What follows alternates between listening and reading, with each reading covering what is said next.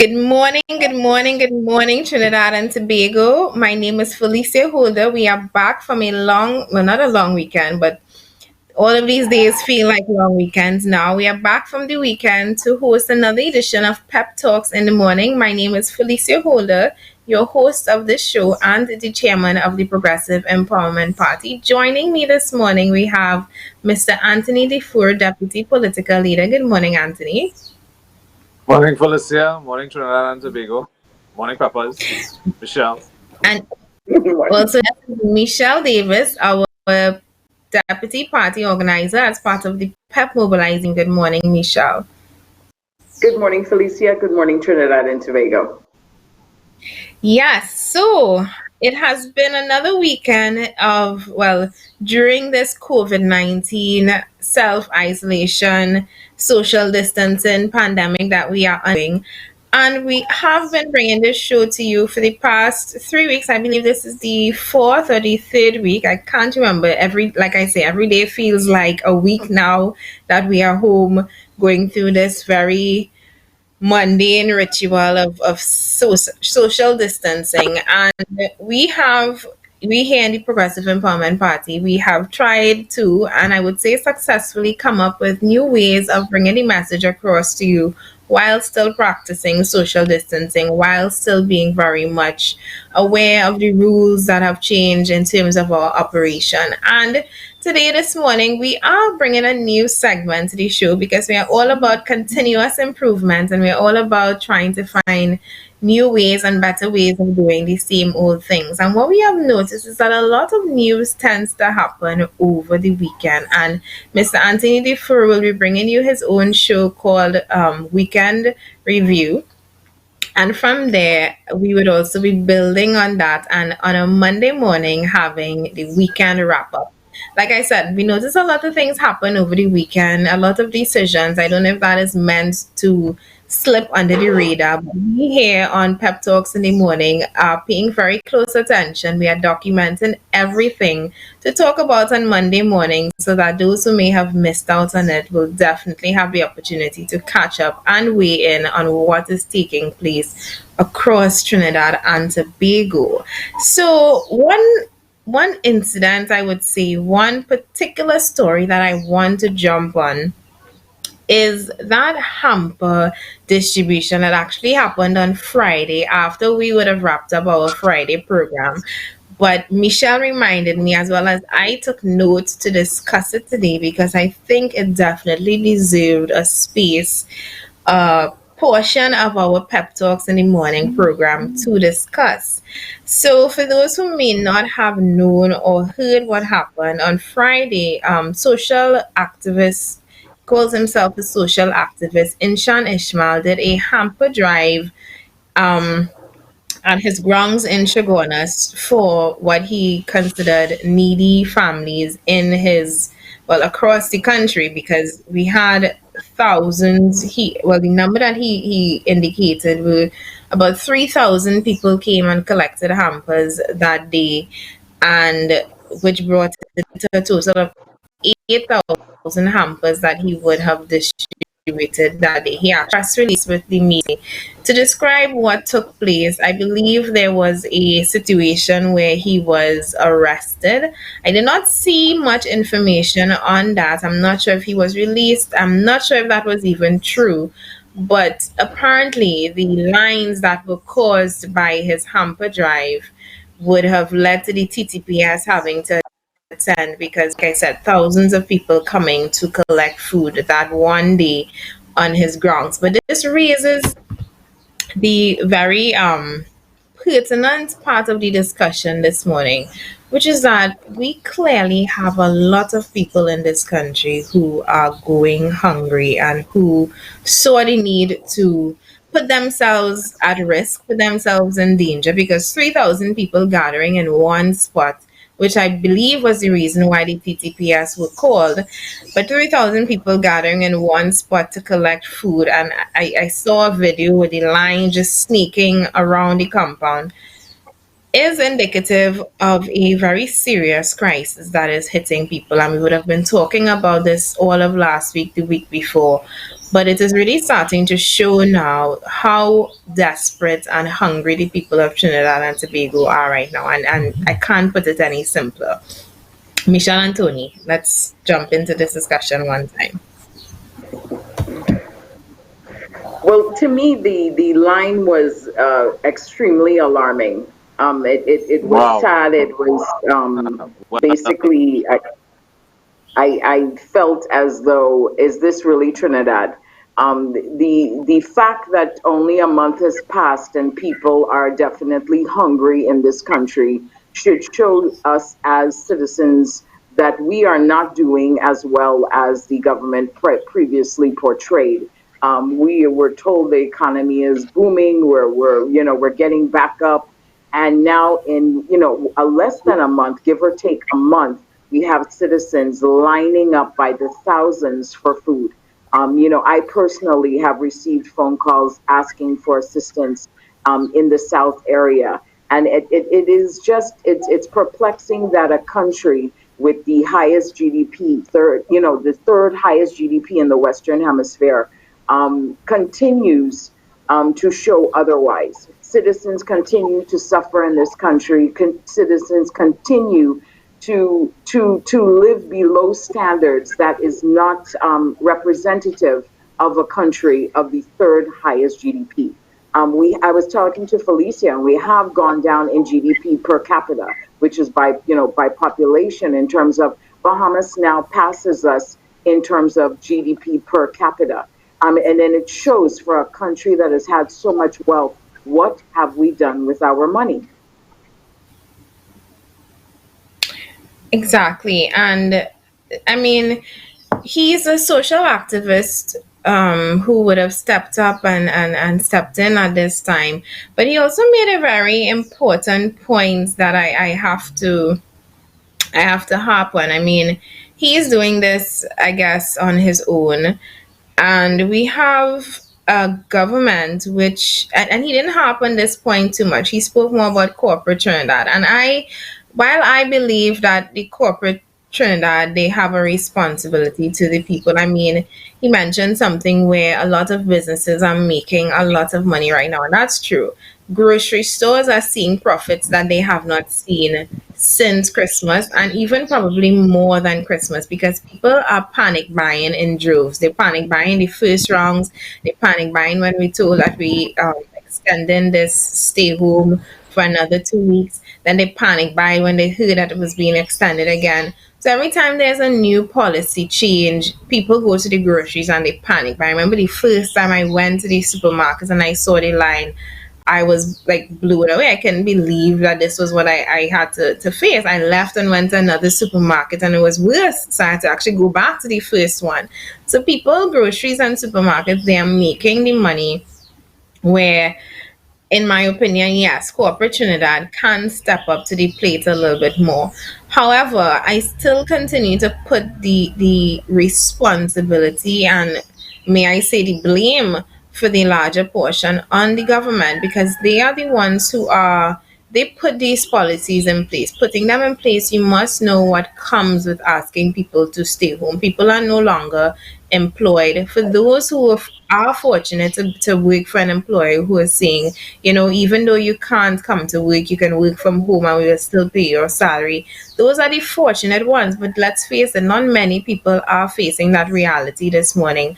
Many of them, I mean, just like you, Michelle, people are reaching out to me, and for the most part, I am passing them on to citizens that I know who can help one at a time. But it is ultimately the responsibility of the government to ensure that the people have a cushion during this time. And that $1,500 that we're going to talk about just now, that $1,500 that is so hard to get, the hoops and the cartwheels that you have to make just to access $1,500 should not be so hard. And $1,500 for some families is barely a week's worth of groceries, barely a week. So you have to fill out forms. You have to go line up. You have to travel if you have to travel to a social ministry office. Probably hear that your form is not filled out entirely. You have to leave and come back, and at the end of the day, you're spending more money trying to get pittance. And when I say pittance, it is pittance. We had what, 35,000 people who would have applied for the grant. Now, this is applied for the grant, not yet received the grant. 35,000 Right. people who would have applied. And this is probably a little over one constituency. We have 41 constituencies in Trinidad. So let's average at about one constituency's worth of people would have applied for this grant right now. We still have to wait for it to be approved and received. And I have not heard, I don't know about you all, but I have not heard of anybody saying that they have received these grants yet.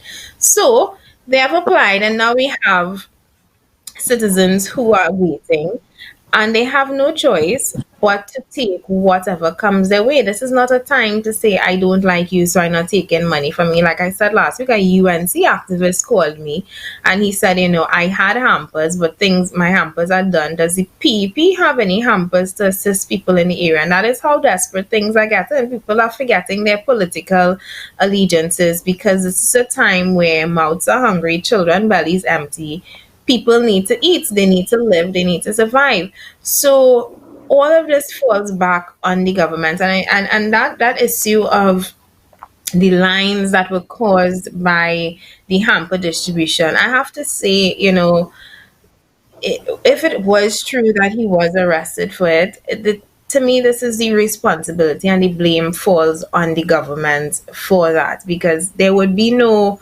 rush for hampers, there would be no panic and long lines sneaking around the compound if these people actually had a ready and immediate access to just buy food. You're very correct.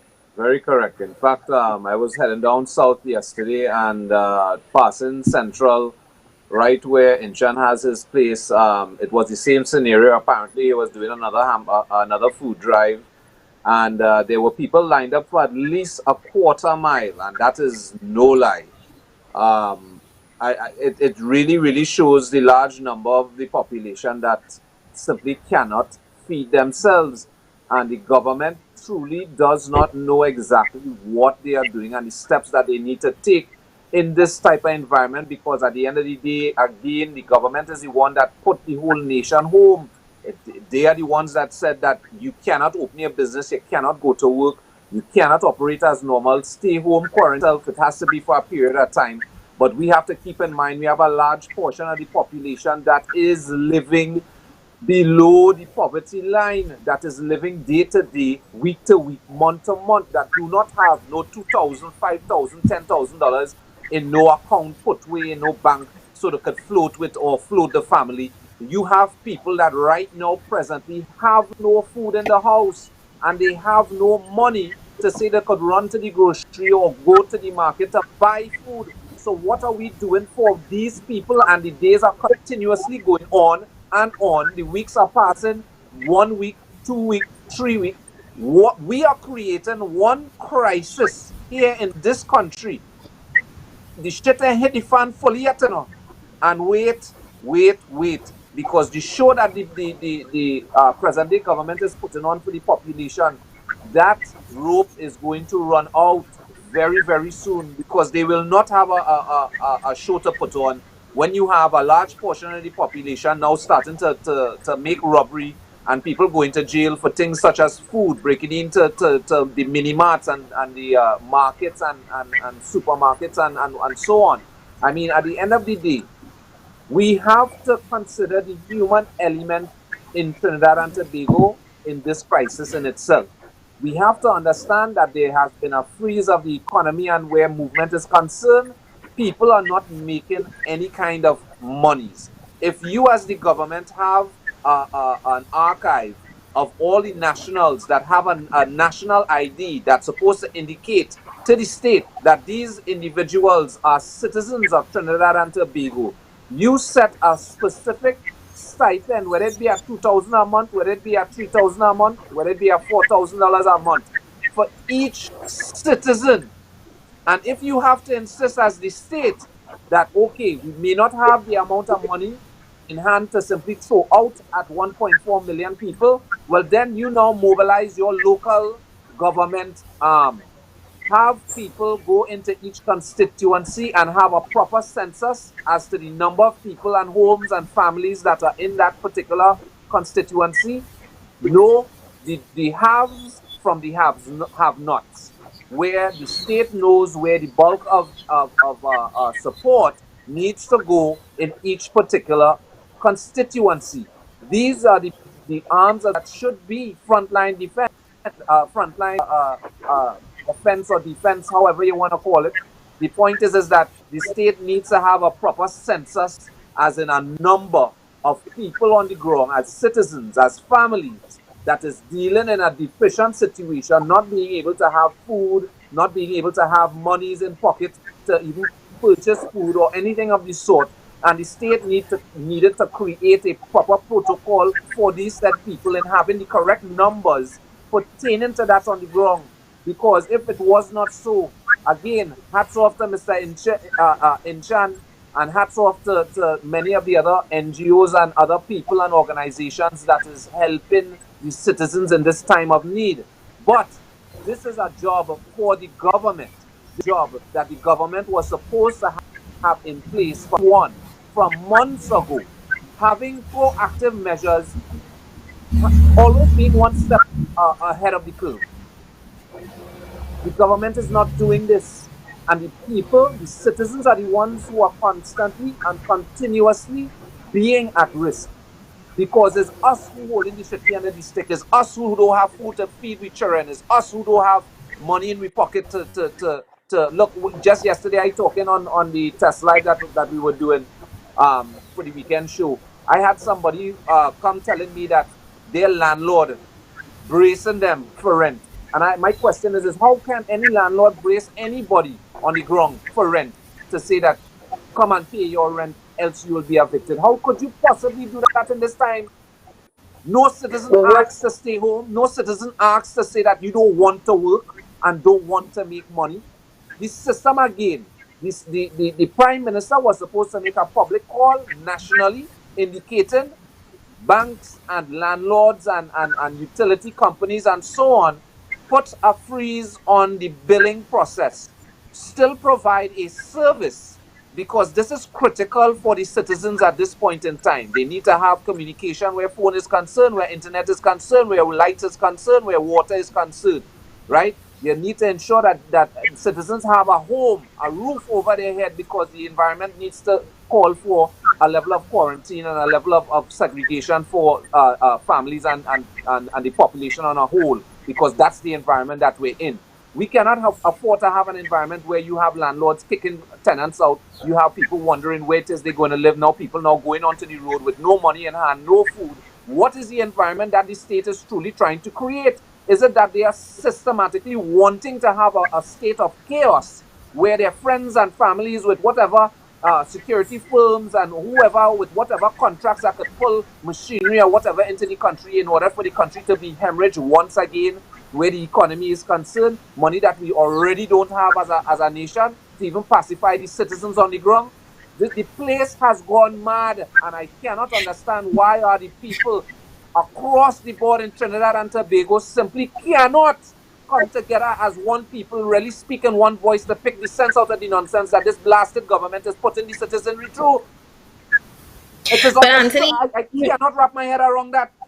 Sorry. before you get too heated, you mentioned something that I have to say with to speak on, which was that they may not have the money. And you see, for me, that is the biggest issue in all of this. We were talking about this off air before we went live, which is that for a country as oil rich, and Michelle, you wrote an article on this in the Express that I read twice, two different versions, but you pointed to the same thing.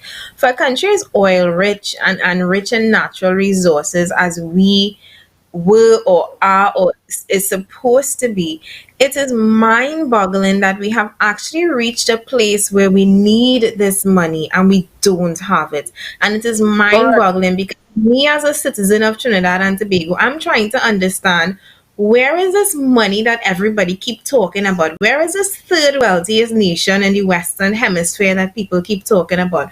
Where is this oil rich and booming economy that people keep talking about? You hear these things and then you look at the reality. You look at 3,000 people lining up on a compound in the hot sun to get one hamper that is going to last them a week, 2 weeks, if so much, and you're trying to understand and you're trying to equate the two. How does one mirror the other? Because it just does not add up. Who, when we say we are rich and we are wealthy, who are the we? It is clearly not the average citizen. It is clearly not the 280,000 people living below the poverty line of 1.4 million people. And those are the people right now who, for all of the party and the voting and the whatever, those are the people who I want to stop, to think and to actually look at their circumstance and ask, how, as a citizen of this country, how, as a hardworking, because many of these people are hardworking citizens, have how has my contribution to this country, how am I being rewarded for it now that I'm actually in need, now that I actually need help? Somebody asked me recently, Felicia, why don't ask for help more? And I said, to be honest, I find that when you really need help is when it is never available. And that is how I feel about these citizens right now. Many of them, I know people who would swallow their pride and beat up and fight up and not apply to social development for any kind of grant or fund or anything. One, because it is so complicated and convoluted and hard. And two, you want, as a citizen, to be able to say that you are working hard and earning your own, and they will fight up and they will save and they will pinch and they'll put under the mattress and all of that. But also, because when they really need it, in times of real need, which is now, where is the help? Where is the help for those people? And you have to ask the question, because don't just come and tell me these are hard times. COVID-19 has wiped out this, and we were already at low prices, because there was a period in time, many periods in time, where we as a country, as an economy, was so-called strong. We were so-called the best in the Caribbean. We were so-called number one. We were this and we were that. But where is the proof of that now? Where is it? I agree, Felicia, because as I was telling you prior to the show, I do a lot of research to ensure that I'm sharing accurate information, and the statistics show and the numbers show that we have the highest, the third highest GDP in the Western Hemisphere, and blah blah blah. But it also stated a figure that caught my attention was it states that Trinidad only has a 4% poverty rate. But what I am seeing in the public is not indicative of a 4% population. It is indicative of a much larger percentage. By numbers, statistically, we look very good. We've talked about, you go to Port of Spain, who are very visually appealing. But does the average citizen feel this wealth? The answer is no. We continue with the bureaucracy. This was not a time to have bureaucracy with these grants. We should have done what Canada did, what US did, and just basically hit a database and give every person the grant. Because the middle class are also suffering. The middle class their businesses are closed. They too are not receiving an income. The landlords are not receiving an income. These are the middle class. Not only the poverty has been hit with that, and first world countries have already recognized that not only poverty stricken persons have been impacted, the entire population has been impacted. So why make it so bureaucratic that this six-page application has to be filled out? Why didn't we have a database in place where we could have just dispersed this money? Canada, exactly. 48 hours, the US, right now they have a database of the senior citizens. My mom is a senior citizen in the US, and it just automatically went to her bank account. But we continue with the bureaucracy because it was stated last week that we have spent $47 million already on this COVID-19. And the average citizen, no one has vouched they have received one grant. There is no one. I am monitoring social media, the newspapers. No one has. But where did we spend $47 million? Who are we really fooling? I call it monopoly money in Trinidad. I wrote about it in our article. We have monopoly money in Trinidad. We have these huge budgets but the money is never dispersed. That is key. We have teachers that continue not to be paid. We have contractors owing in the eights of hundreds of $1 million. But on paper, we look very good. And that's what Oh everybody needs to yeah. start questioning. On paper, we look really good. But if you are living here like the rest of us, you realize people are much worse than the numbers represent. Anyone that says contradictory is lying to themselves. So we need to be real. I think the numbers are falsified to make our country look good because we are not living an oil wealthy country lifestyle. Correct, correct, Most correct, definitely. Michelle. Correct. Correct. It's it's all it more. It's nothing more. The true reality on the ground is that the country is broken, nothing working, the population Yes. is not getting any benefit from the state whatsoever. And the people are the ones that's suffering across the board. And you are absolutely correct where the middle class is also concerned. They are in major distress right now. You have a lot of business people that is shaking in their boots, wondering if their businesses will be able to survive because they see no Right. clear outlook towards the future.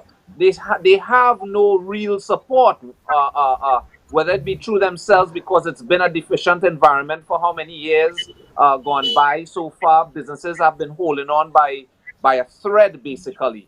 And I mean, I know for fact myself how hard I need to work to ensure to keep my business afloat, basically, having to give discounts and cut prices and that type of thing. I mean, the environment is not a very good one. It has not been a very good one. Right. Exactly. And now having to on the that I believe is going to have a very, very terrible ripple effect within Trinidad and its citizens across the board. And still, the state is not putting anything properly in place to safeguard, to float, to buffer the economy, the citizens, small business, medium business, corporate business. I mean, you look, your prime minister come talking about this dream team he have for the road, the roadmap forward to develop Trinidad and Tobago. The names that this man called, there's a lot of people that's missing on that list. A lot of people across the board in Trinidad and Tobago that has major information and input to be a part of that think tank in developing Trinidad and Tobago across the board, education, security, healthcare, economics. I mean, it's everything that we need to Agriculture. You didn't even literally touch on revamp. agriculture, and that is the key one that is missing. That is the key person that is missing right now in the midst of Yeah, everything that is we should be talking food security, food independence, food that's sustainability. right. There is nobody, and I want to come back on that topic, but before we jump into that, I do want to segue into the second weekend wrap up item. I was reading that, and this is, it flows from what we were just discussing. Tobago got their grant forms, and of a population of 60,000 people, Tobago got 1,600 forms. 60,000 people, 1,600 grant salary relief grant forms, all of which were done by the time they received it. It was distributed to three police stations, and within a day, I believe, a day or two, these relief forms were done. When I did the mathematics, that is 0.02% of the population of Tobago had access to the salary relief grant. And we're not hearing much about Tobago, to be honest. Tobago has been more or less back burner. It's been quiet. And I want to bring somebody on the show who is in Tobago right now. If you're watching the show right now live, and you are somebody on the ground in Tobago, I want to talk to you because I believe that the media and the government at the moment is not doing enough to highlight what is taking place in Tobago right now. They, just like Trinbagonians, are very vulnerable to what is happening, if even to a worse extent, because look at how they are being treated as opposed to what is happening here in Trinidad and Tobago. 1,600 forms. That means of the 35,000 forms, salary relief applications that the government received, of the 35,000, only 1,600 people were from Tobago, of a population of 16,000. And I have to ask the question, who is putting, who are the planners behind this? I mean, come on, people, come on. Why did Tobagonians have to go through this? And I heard Camille Robinson Regis, our Minister of Social Development and Family Services, saying use the online platform, and she's rebutting the fact that it is as complicated as many people are pointing it out to be. And I have to say, are you stupid? Sorry to say it blunt like that, but are you stupid? A lot of these people are, when you look at the cross section of people who are poor, they can't, many of them are functionally illiterate. Many of them are just plain out illiterate. You're telling them to go and fill out forms online that they may not even know how to complete. Why not, if you're making the forms available, why not give them enough so that they can benefit from the service that you claim to want to be given? Is this your way of ensuring that as little people apply for the salary grant as possible do apply? And then if that is the case, how are you really looking out for the well-being of all of the people? Felicia, it's That is being done deliberately. It's being done deliberately because as you said, where is the planning behind this? You're gonna, if you sit in your office, they all sit in their office, and you wonder, are they thinking? Because is it intentional? And I say we continue to manage from a deliberate incompetency. You can't say that you can send 1,600 forms to Tobago and think that's going to work out. I mean, anybody in their right mind knows that that's not, but it's being deliberately done. And many citizens are starting to feel this entire bureaucracy is being done deliberately to basically decrease the number and deter people from applying for these grants. Therefore, it's going to look like the money was available, but the money's never going to be dispersed because many citizens have basically turned their backs on this bureaucracy and are not applying. They've resulted to begging of other citizens and helping and having other citizens help because as you indicated, we are a lot of people in this country are functionally illiterate and cannot fill out a form. So how did this government think that this was going to be the way to go in terms of disbursement of funds? It is being done deliberately to deter the citizens of this country not to apply for these grants. Yeah, they don't want the citizens to actually get through No, funding through the state. They have plans for that money. That's exactly. basically what is happening. They have plans for that money already. You understand? So they can't be giving no citizenry any sort of millions or billions of dollars to pacify one blasted thing. Let them be in the headache that they're in, because at the end of the day, great is the PNM, and they will Exactly. they you understand, they have their people. Because look, I post out a little saying there by Stalin, which he said that he plucked a chicken alive. Mm, Thing had no feathers, and he threw it a little stone throw away, and took some seeds and threw it behind him. And the bird was in was suffering, was in pain, knew that Stalin was the one that just did what he did to it, but still followed him around when he gave the bird the seeds and wheat and whatnot. The bird still follow him around. So that is yes. an analogy of basically what the supporters of the PNM Yeah, have been oh dealing with God. for the last 57 years, right? And I Exactly. just hope that I hope this day could be this year. I hope this day could be today, for the supporters of this organization to truly wake up and realize what they are supporting is not supporting them.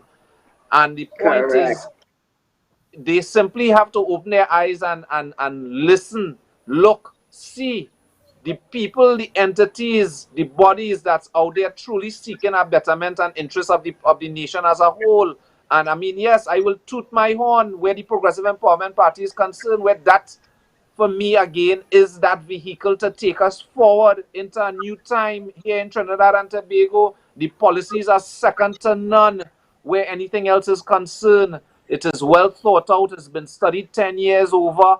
I mean, it's been specifically designed for the multicultural demographics we have on the shores here in Trinidad and Tobago, whether it be religiously or via ethnicity. I mean, really and truly, who else is presenting this into the public space? Who else is giving solutions to the issues that we are dealing with? Look, the present government in a couple instances have taken some of PEP policies and try to morph it into their own and present it to the public. I mean, really and truly, they don't have a real idea as to how this bloody thing is supposed to work. I wish if they can come to us and say, let's sit down and let's explain exactly how some of these policies really are supposed to work and implement them. I have no problem with that, because at the end of the day, it's for the betterment of the people is what we are People, looking for. right? And we, as part of the Progressive Empowerment Party, is also citizens and people of Trinidad and Tobago that is looking for that benefit. Because we wouldn't be here if the state or the government was actually doing it. We had rights and we had hope and opportunity. We money had worth, and cost of living was down, and we would have been a truly happy people at that point. And there may not have Yes. ever even been a Progressive Empowerment Party. You understand? But the point is that our reality shows us that the position and landscape that we are operating in as citizens in this Twin Isle in 2020 requires a Progressive Empowerment Party at this point and juncture in Trinidad and Tobago's history for the citizens of this country to have betterment. And I am proud to be a part of this. Yes. Well said, Anthony. And speaking of stealing PEP policy, we're going to segue with our third weekend wrap up topic of the day, which is on Friday. Our Attorney General announced after nearly 5 years in office that the Abood Security Amalgamated Contract is going to be cancelled, as they are now going to build 12 courts next to the prison. And let me give a huge round of applause for that stealing of the Yes, PEP policy, that idea. Like, and I mean, I have to also take a bow, tell Philip Edward Alexander, the head of Yes. our advisory council, all of our leaders, we should take a bow, because maybe after so long, they finally got the point and they realized that, if we build the jails, if we build the courts next to the jails, we wouldn't have to study transporting prisoners to and from, especially when a case is not being heard, the judge didn't turn up, the witness wasn't there, the prosecutor was absent because he was home cooking. We have finally come up with a solution to save money. Now, I but they have knew to that. They say, knew that. They knew that all along. They Bonazita, knew it all along. I'm being a little facetious here, because we knew all along that this contract was a waste of money. Everybody knew that. A child who studies basic mathematics could tell you that $80 million a year was a ridiculous sum of money to be paying to transport prisoners up and down Trinidad and Tobago.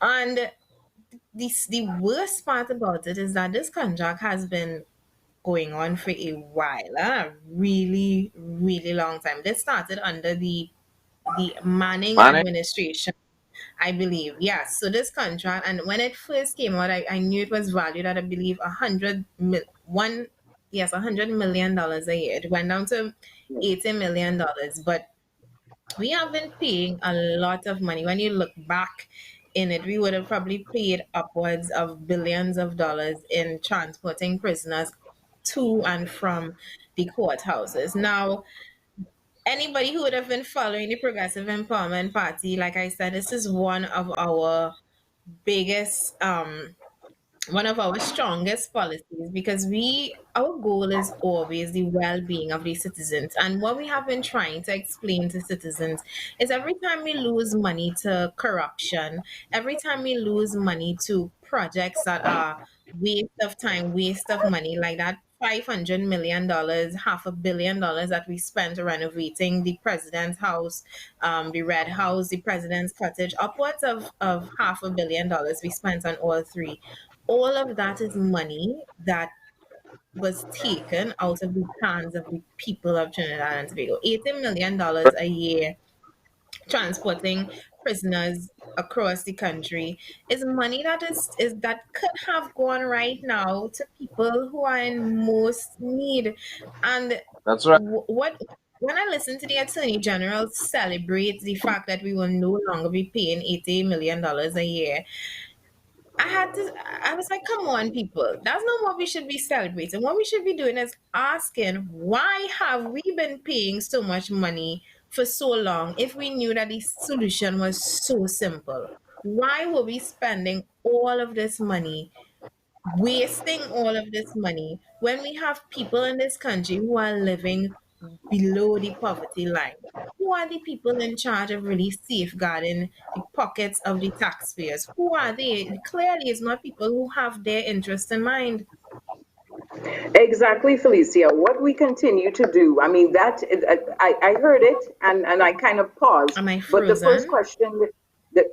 first question that came to mind was basically, is this savings of eighty It million looks like dollars I am ever going to frozen. see the benefit of the citizens? Right? Are the citizens going to see the benefit of the savings, these so-called savings, or is this 80 million going to be basically filtered into another contract that we don't know about, right?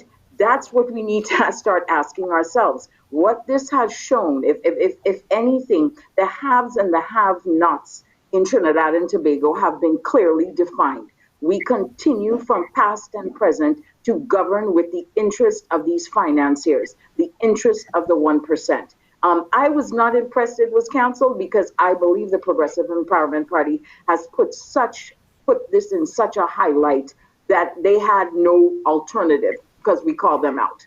I don't think they did it in their interest and in their to their benefit. I believe it's because the Progressive Empowerment Party has stated this over and over again. But where is this savings of $80 million going to go?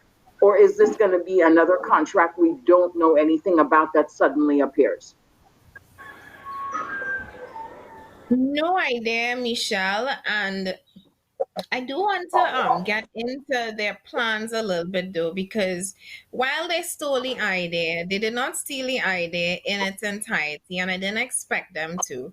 They're not actually building physical a courthouse or physical facilities near to the prisons. They're actually repurposing containers to use as the courtrooms, which means that these are cases that can only be heard in front of a judge. There's not accommodation for full trial that includes jury, etc.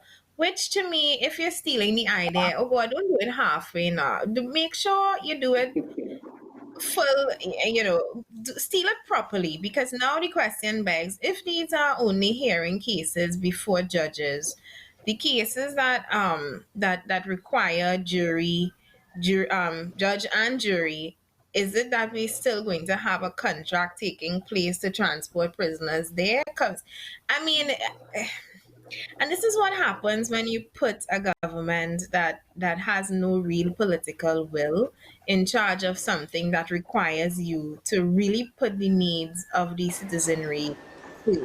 They will find some way to still be able to benefit. Because somebody asked the question, you really think, like Michelle say, you really think that security contract is going to go up in the air like smoke, or you think they're going to repurpose that money and find some way to give them back? I mean, Amalgamated was one of the security companies that was chosen last week to deliver the private security patrol at 87,000. So are we going to find him winning money in some other way, through some other means, to to still hemorrhage that taxpayers' money? And I ask this question because we seem to be fine with it hemorrhaging before.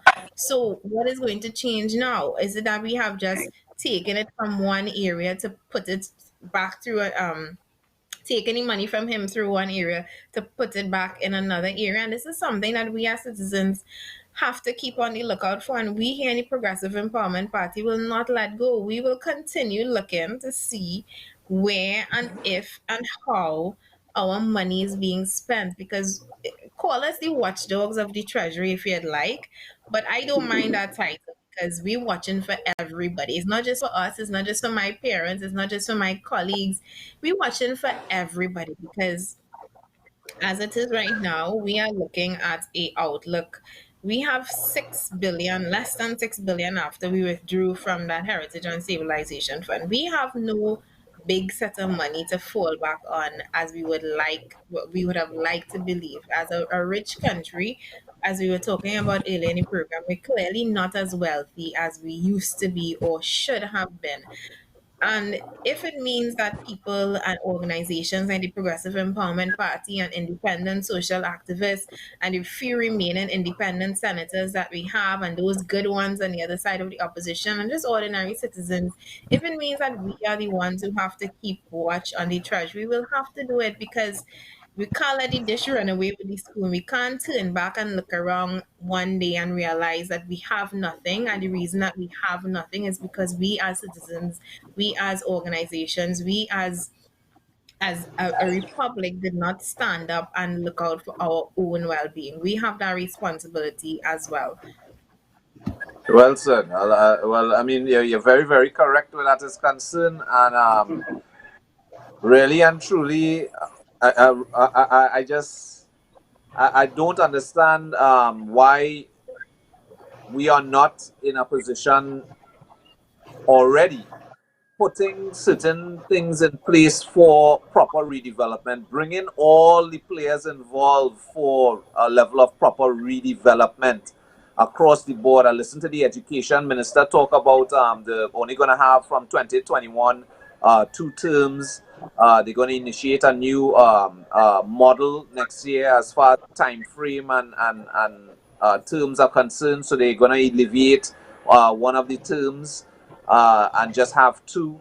It sounds interesting. I would like to have and hear more information on that as to how exactly they plan for this to work and how the entire curriculum and everything is going to be broken down within that period and so on. But within the Progressive Empowerment Party, we were talking about where our redevelopment proposal and policy is concerned for education, where we change from the SEA and adopt a GPA model, enhancing and developing education the way we teach as well as the way our students learn. We know exactly what our policy entails. But again, the government put that information out into the public, and what more information we are supposed to have, they are not presenting to us. They're just giving us vague information and have us wondering still exactly how something like that is directly going to work.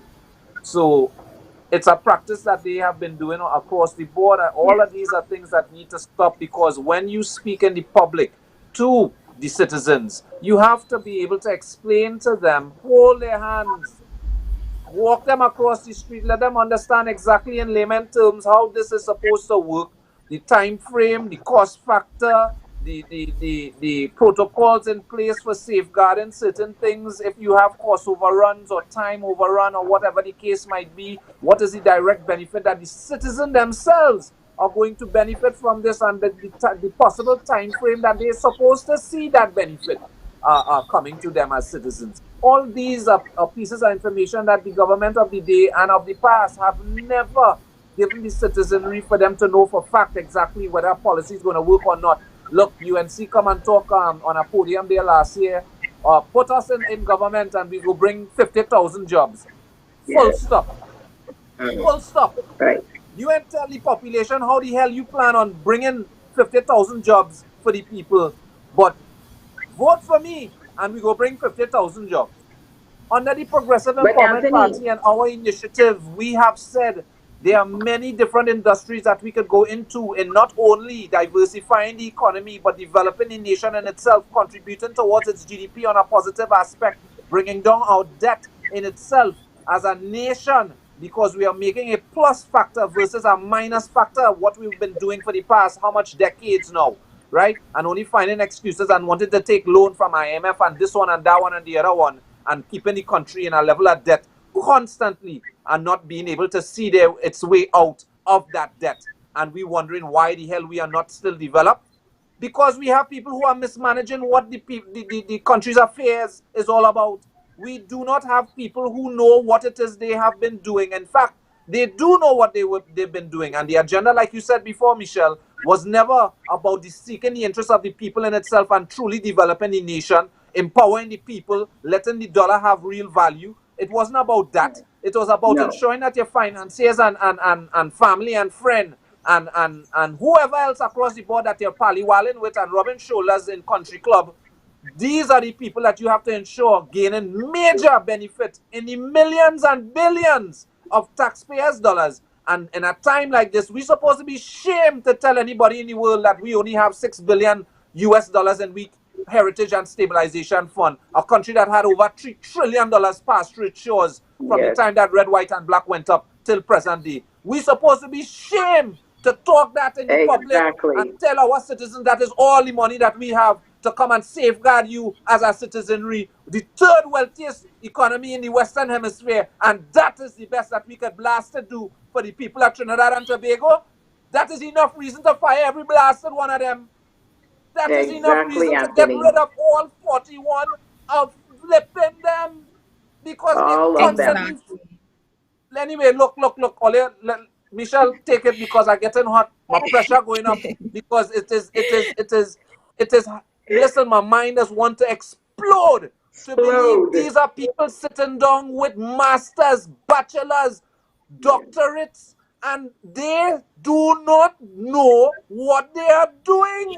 And my question is, why is the people still insisting on sitting down on the sideline and insisting these people take us down this dark and dismal road, boy? Because at the Anthony, end of the day, I until the sit down and citizens, look at my children down the road, and it's they who would be feeling the majority of of the repercussions of all of this. It's not we feeling yes, the direct brunt, we in the mix of the shit right now, yes, but yes. we have nothing to pave as a road for the future generations to come, and we want to sit down and talk about development and still go down the road we're going down. Man, behave all yourself now, man. Trinidad, we need to wake up, boy. We need to wake up. Yes. The place has gone Anthony, mad. it's up to the citizens, huh? It's up to the citizens. And we have to take it back to the Yeah. citizens with the Progressive Empowerment Party. We have to take it back to why aren't the citizens questioning the government? They say a Correct. plan, they don't give details. So it's up to us now. And we need to realize, for those watching the show and will watch the show, you need to realize as citizens, we hold the power and we need to start questioning, how are you going to bring jobs? It's not about that empty promise and throwing crumbs at us and you have no plan. Just to get back in office, we saw that with UNC, as Anthony mentioned, 50,000 jobs. Well, how are you going to do that? We are a dying economy. We have not diversified our economy, but we are failing as citizens of this country to think critically. We don't question. We are still in that master slavery, that we think those that are in power we should not question. And that is where we are going, as Anthony indicated, down this very, very dark hole. Correct. And I would say this. The UNC was not able to show the population how the hell they plan to put 650,000 jobs on the ground in Trinidad and Tobago. Well, listen, Trinidad and Tobago, from one model that the Progressive Empowerment Party has within agriculture, where the decriminalization of marijuana is concerned, you have three industries where marijuana is concerned. You have recreational, you have medicinal, and you have industrial, where the hemp is concerned, where building products and items you can develop through that. Let me tell you this. If you were to be able to employ one 40,000 citizens in our 41 constituencies, we will have already have 41,000 citizens employed. That is how the Progressive Empowerment Party can show you, Trinidad and Tobago, us employing 50,000 Trinidad and Tobago citizens. And that is just one model. You hear what I'm telling you? Because the Right. Progressive Empowerment Party have several policies, several models across the board where the redevelopment of Trinidad and Tobago is concerned. And a large portion of this driving force is the employment of the citizens on the ground, where they are being paid properly, their money have proper value in their pocket, and they have a proper living wage to forge themselves forward and to be able to save and develop their own family. That is the vision of the Progressive Empowerment Party, not the Mickey Mouse bullshit that UNC and PNM want to constantly be feeding the blasted people, and we like chicken behind them, taking the little feed and bawling great as this and great as that. And yet, is at the end of the day, is the people still holding the shittiest end of the stick. Look, it's 57 years gone by and we still ain't have 24/7, 7 day a week, 365 day a year water supply in Trinidad and Tobago, a blasted island surrounded by water, 6 months out of the year, 10 times worse at the dam, clean, fresh water without no processing that falling on the ground, but we're throwing that into the blasted ocean and still want to come and charge people $5,000 when you water in your lawn in dry season and all kind of stupidness. This is the kind of harshness we're dealing with here in Trinidad and Tobago, and I'm sorry, I greatly apologize, Trinidad. I know my language going a little bit French, but again, I am a fed up citizen dealing in this environment. I leave an ex-man country living good as a second-class citizen, but I believe home is where I can call home. I can't call nowhere else home. That is why I'm here, and I'm here to help fix this place for everybody to have a betterment. So this way nobody has reason to want to jump through my window and come and distress me, to rob me or to do anything. And that is across the board. And that's the kind of people we're supposed to be, in a happy, secure place with worth, with value, hope, and opportunity. But instead, we like crab in blasted bucket, trying to hold on each other and cutting everybody's throat. And that is the status quo today. Just do what the hell you want to do in this country, and everybody's supposed to be okay with it. No, we cannot continue with that. We cannot go down that road anymore. We cannot, because right now we're in a situation that is beyond us. This is something global. We can't run to nobody for no help. So we need to see who it is, what it is, and where it is, and in what way we can develop ourselves and secure the people at Trinidad and Tobago and the resources of this country in pushing ourselves forward as a singularity, as a nation, being independent on its own, truly independent, without having to look for any resource or help from anybody on the outside. That's the kind of development we need to look and find right here in Trinidad. That's what it is we need to do right now. You understand? Well, you don't get me started here this hour, you know. Run up in that damn parliament, yes? We obviously got you started, Anthony, and we are just about a minute away from the hour of this program. We usually take a break at 9 o'clock. We have one more topic to touch on, which we will do after the break. We also have our birthday club, which we started last week. So please feel free, if you have anybody that you would like to shout out, wish them happy birthday. We have a very special Pepper's birthday to mention when we come back from the break. But I encourage you to take this time to share the video, run to the bathroom if you need to, but definitely come back and stick with us because we have a lot more in store for you. We also have the question of the day, which we are going to touch on, it, which is, do you think that it's time for us to restart the economy? We have various inputs in terms of some people saying yes, some people saying no. We want to hear from you, as it is going to be our top story of the day. Please stay with us. We will be right back. Antel is Trinidad's most reliable and technically experienced ICT company, providers of quality structured cabling, Cat6 data fiber and power cables. We also stock cabling infrastructure basket-type cable trays for server rooms and data centers. Antel also installs and maintains video security systems including cameras, alarms and electronic entrance locks for businesses and residential properties. Call Antel 674-1406 or 783-9250. Good day, Trinidad and Tobago. I am Philip Edward Alexander, and I thought that we should have an actual, factual conversation about our situation and circumstances as a nation. In our brief 57-year history, we've moved from the third wealthiest nation in the Western world to broke. How broke? The Minister of Finance says he has difficulty paying public servants. How rich were we?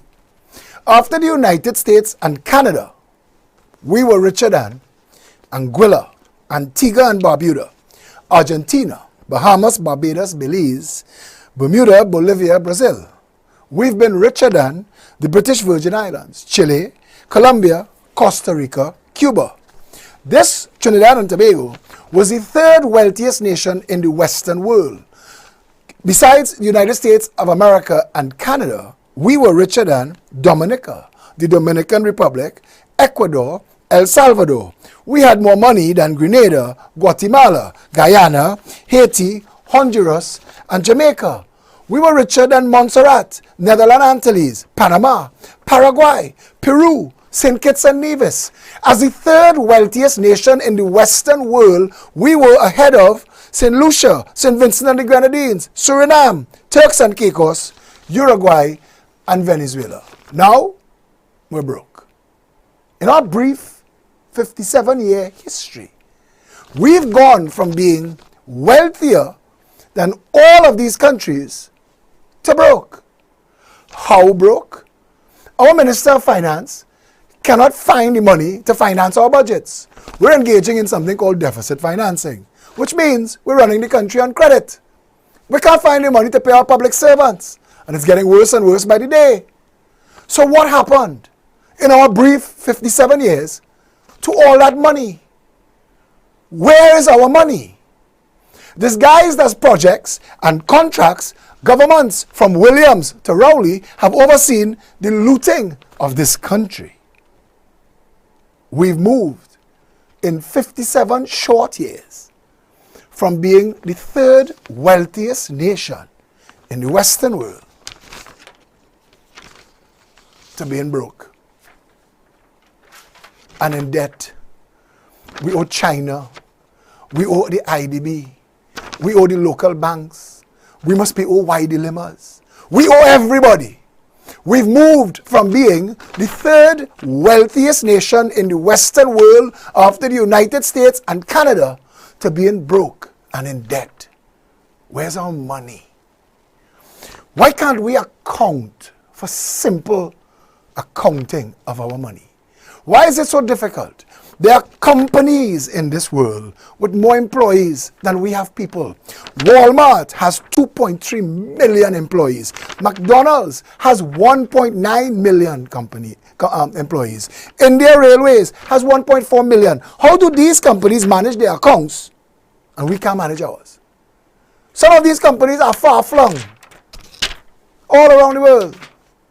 Why can't we, this dot in the sea, manage our accounts? Why can't the Auditor General, the Minister of Finance, the Central Bank Governor, and all of the above come to Trinidad and Tobago at the end of each 12-month cycle and say, our income was X, our expenditure was Y, leaving a net profit or loss of Z?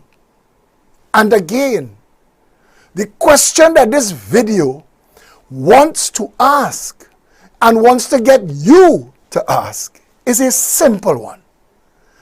We've had Eric Williams, George Chambers, Arthur Napoleon, Raymond Robinson, Patrick Manning, Basdeo Panday, Kamla Prasad Bisesa, and now Keith Rowley.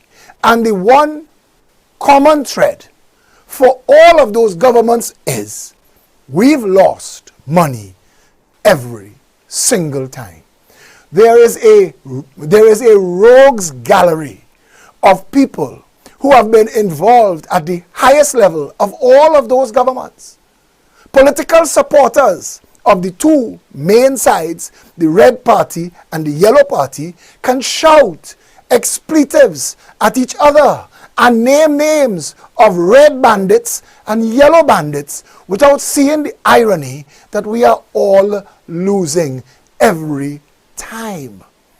In 57 short years, we've gone from being the third wealthiest nation in the Western world to a land where nothing works. Blood runs in our streets like water. We argue about was it 541 who died or 542? And instead of feeling sorrow and misery at our condition, we're arguing about which of the yellow side or the red side had more murders. We are an insane little nation. The question we need to be asking, regardless of which side of the political divide you sit on, 57 years later, if we were the third wealthiest nation in the Western Hemisphere, where's our money? I'm Philip Edward Alexander. And this video has been a little bit more than 3 minutes asking a very important question that you and every citizen of the Republic of Trinidad and Tobago, no matter where you find yourself in the world, need to be asking. 57 years later, where is our money?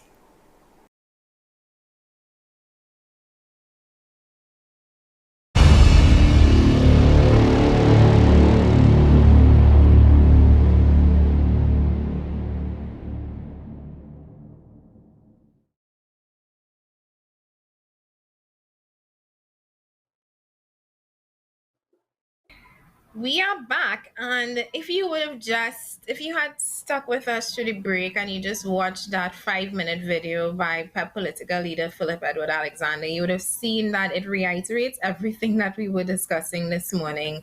And this video, mind you, was actually recorded weeks before COVID-19 hit us. Actually, we've been talking about this for years. I saw a post that Philip did last year around this time that came back to haunt us on April 19th, 2019, that asked the question, where would we be should we ever have to hit a serious economic crisis, and there was no money in the Heritage and Stabilization Fund. Trinidad was broke, and you would have sworn that it was an article written this year, 2020, because like I said, we've been talking about this for a while now, and that question still lingers, it still remains, and still has yet to be answered. And for those who think that you can escape your responsibility to answering that question, which is where is this money in Trinidad and Tobago? Where has it gone? Think again, because should we ever have the chance to grace the halls of office, we will be coming behind you with that question, and you have to, definitely will need to answer that question. Anyway, before we get into the remaining topics that we have for the day, I would like to do a special birthday greeting to two very important senior members of the party, a twin actually, and you should know, for those who know our peppers, you should know who I'm talking about. I think we only have one twin that is part of the leadership of and membership of the Empowerment Party, and I take this opportunity to wish both Chalina and Chester Birchwood a very, very happy birthday to you guys today. Yay! Y'all can do some clapping and pretend there's confetti being thrown around and stuff. Happy birthday to you, gentlemen. I know you're celebrating your birthday in a COVID-19 lockdown. Both Chalina and Chester are based overseas in New York. But I still wish you a very special day. I hope you find some way to make it as wonderful as if you were not in a COVID-19 lockdown.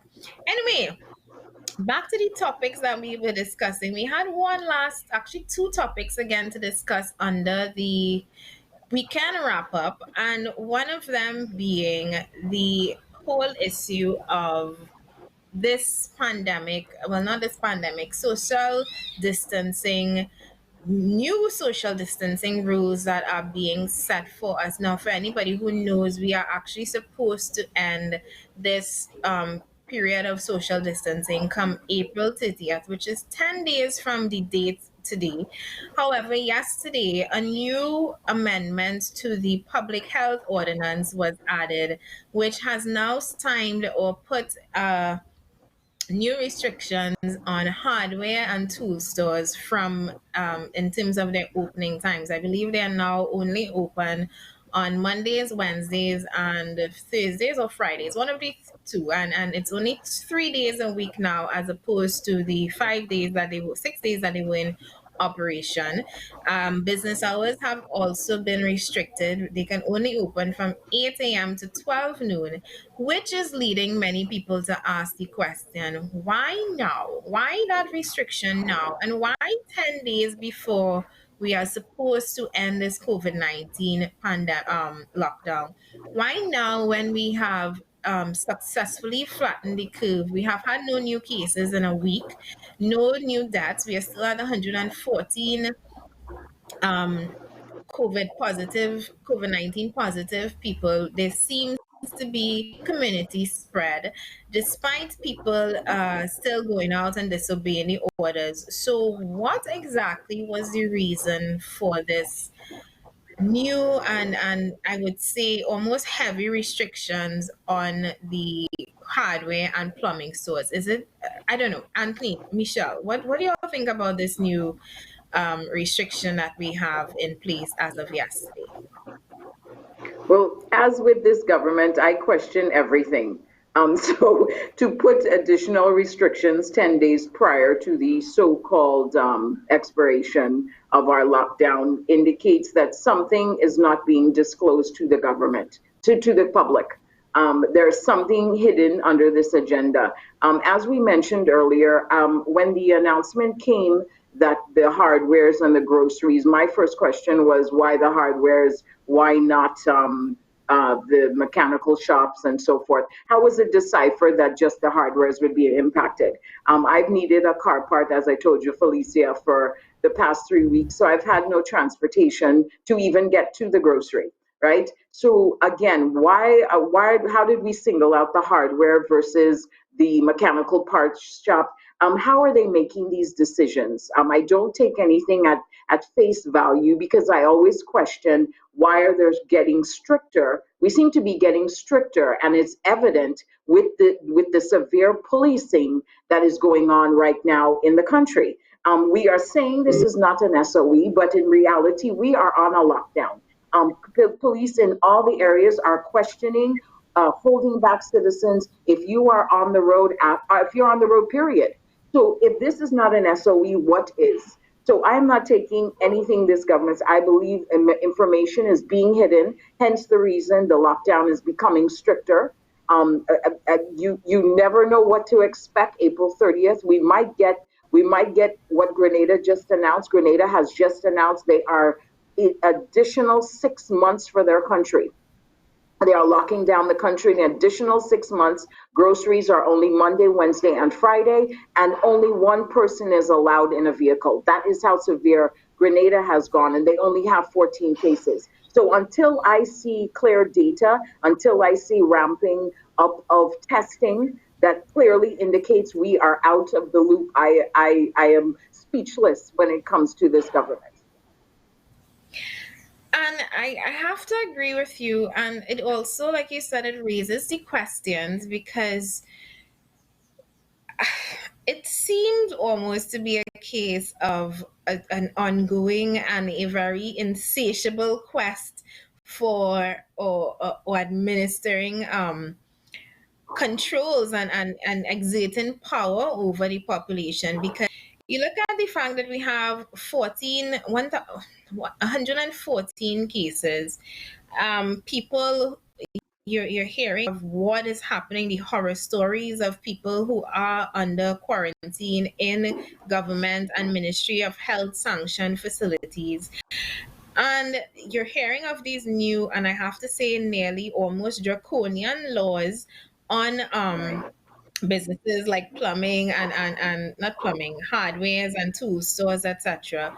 And for those who may not have been asking the questions, it's starting to look like, all of these things absolutely necessary. And I mean, for some people, you have one side of the coin that is saying, yes, we definitely need it, etc., etc. But this also leads us into the topic and the question of the day, which, I invite you to call in from at 9:30 on 7694590 to let us know what you think about us restarting the economy, because this is a discussion that is actually starting to that is taking place in the Progressive Party, that is making its way through, which is it time to restart the economy? And I ask this question because we are being told that this is a very tough economic time for us. We are very much aware that we have made $10 billion TT withdrawal from the Heritage Fund. We have businesses that are closed down and not even sure to reopen post COVID-19. People are not working. And that discussion, about restarting the economy is one that we need to have sooner rather than later. And I see the Prime Minister has put together a post COVID-19 economic restart committee, and notably absent, as you would have mentioned earlier, is the anybody a subject matter expert on agriculture, which I believe is absolutely critical. And we're talking about re-energizing, restarting our economy, and we're missing critical people like those in agriculture. And I say those in agriculture because just last week we discussed the fact that Vietnam is no longer shipping rice, and they are the third highest rice supplier. Kazakhstan, which is the number one exporter in wheat flour, they are no longer in.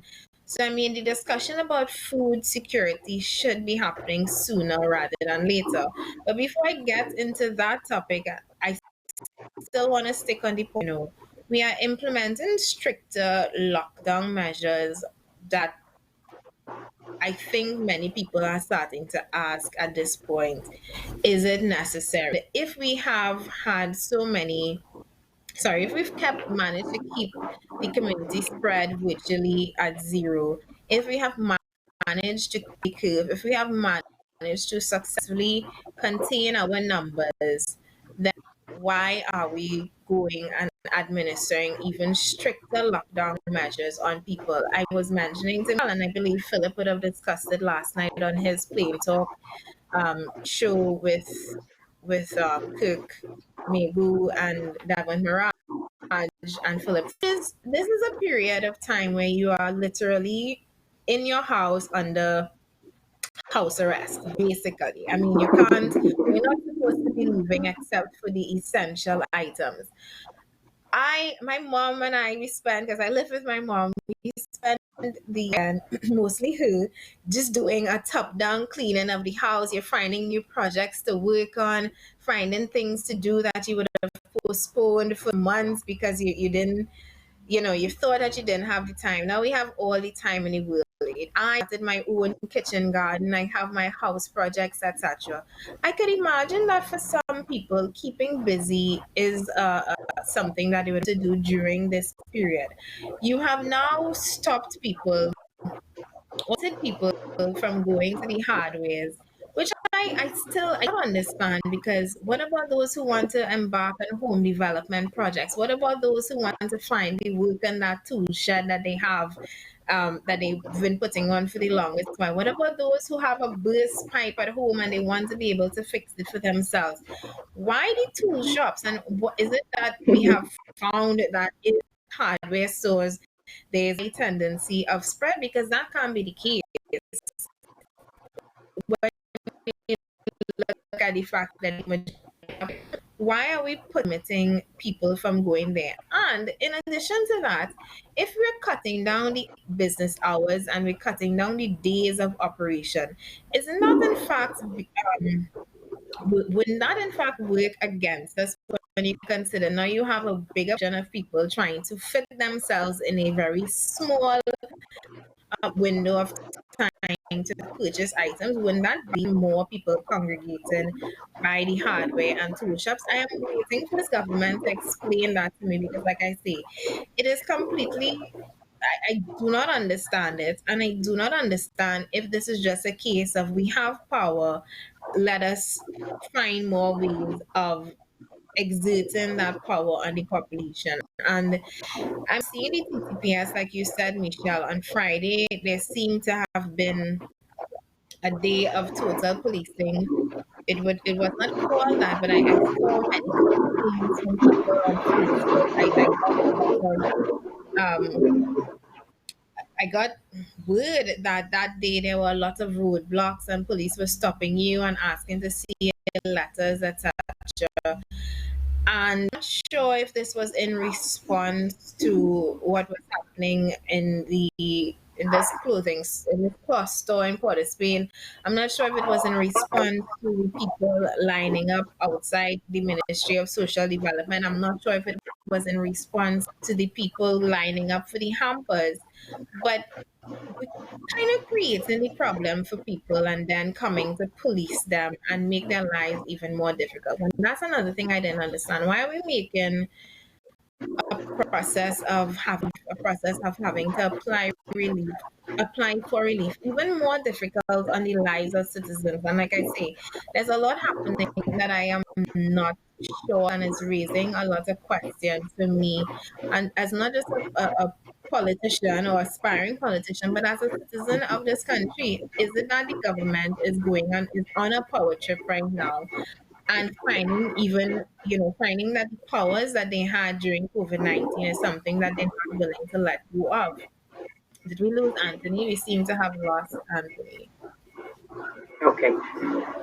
Felicia, I can tell you from the hardware perspective. I live next to two hardwares. I'm actually in between two hardwares, and the bigger hardware has been even busier than it was at Christmas time.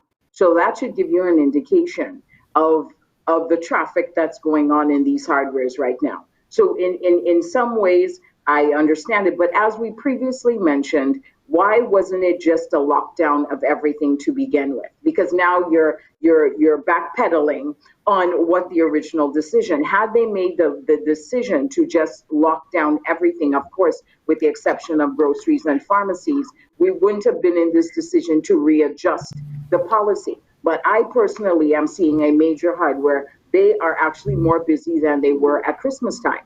So that could be one of the reasons. But again, it goes back to what you were saying. Is the government just over abusing power at this point? Because as you said, if a pipe busts in your house, what are you going to do? So again, there's more questions. We keep saying this. There's more questions than answers. We keep getting more perplexed as this time goes by. If we are at the end of the road and we flatten the curve, why are such extreme measures being taken now? And the policing that is taking place is very concerning to me as a citizen. I don't want to be stopped as a woman and questioned and with hostility. Where am I going? What am I doing? So again, it's more questions than answers. It is, and I have to now, lead into the question of the day and the hot topic of the day, which is it time to restart the union? And this question is very pertinent, particularly today, the 20th of April, which would have been the actual first day to restart actually second proposed day. We were supposed to start last week. Then he came and extended it until the 20th of April, he being the Prime Minister. Right. Then it was further extended until April the 30th. Now, this question is being brought into the public, and we're extending it to you, the public, to answer as well. Because, like I said earlier, we've seen where we have more or less flattened the curve. We had any new reported cases within the past week that have remained steady at 8 persons. We seem to be doing, if you ask me, a good job at flattening the curve and managing. However, what is not where we're being hit the hardest is of our economic fallout, the economic fallout. And I have to say, this is not unique to Trinidad and Tobago, let's be honest. It is global right now. The United States president I believe he is talking about reopening the borders and resetting the economy in full force from this week. And in Trinidad and Tobago, we are, like I said, experiencing the fallout of what this COVID-19 lockdown would have done for us. However, is it time to discuss restarting the economy? We have seen where we are obviously going to be operating in a new version of normal for the next couple months. I don't see people going out and hugging and shaking hands like we used to. I brought this into the discussion last week. Is the handshake over?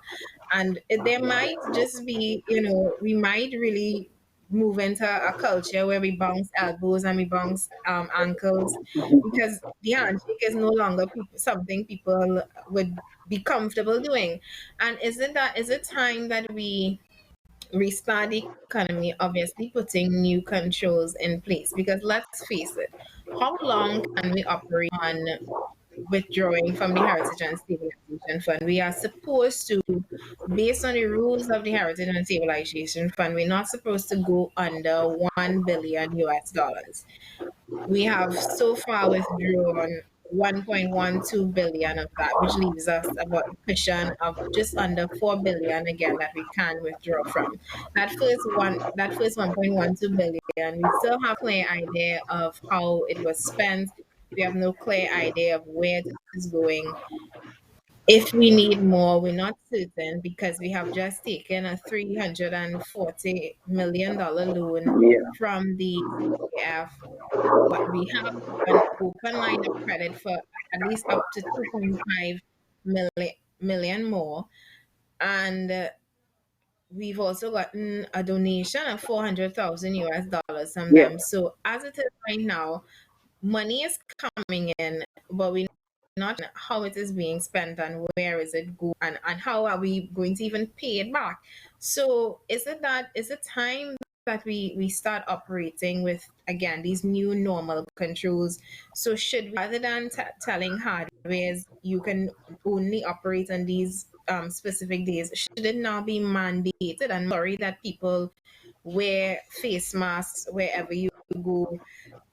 Handshakes are no longer allowed.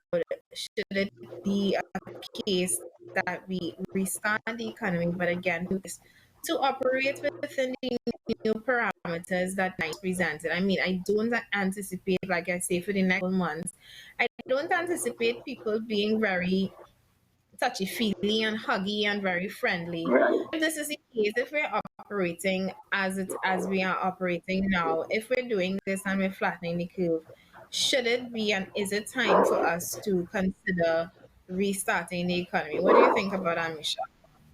I mean, I believe if the health figures are correct, right? If we are being properly disclosed the correct information, I am definitely for the opening back of the economy. And my number one reason for endorsing that is because we are seeing hunger play out in our country.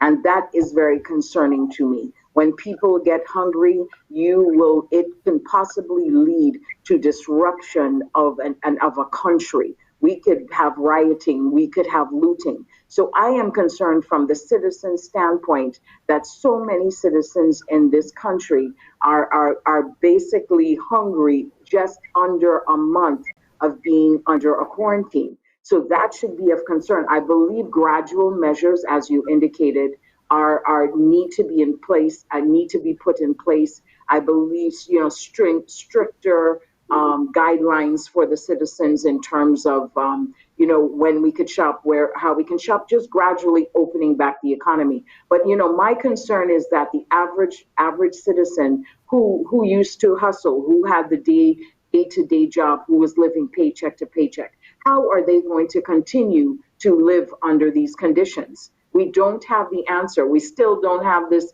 infamous $1,500 grant that was supposed to be given for 3 months. By the way, we are already in a month, right? So we're now approaching the second month, and it still has not been dispersed. So from the citizen standpoint, yes, I am concerned, again, based on us having the correct health information that will be guided accordingly. But again, it just leads you to more questions than answers with this government.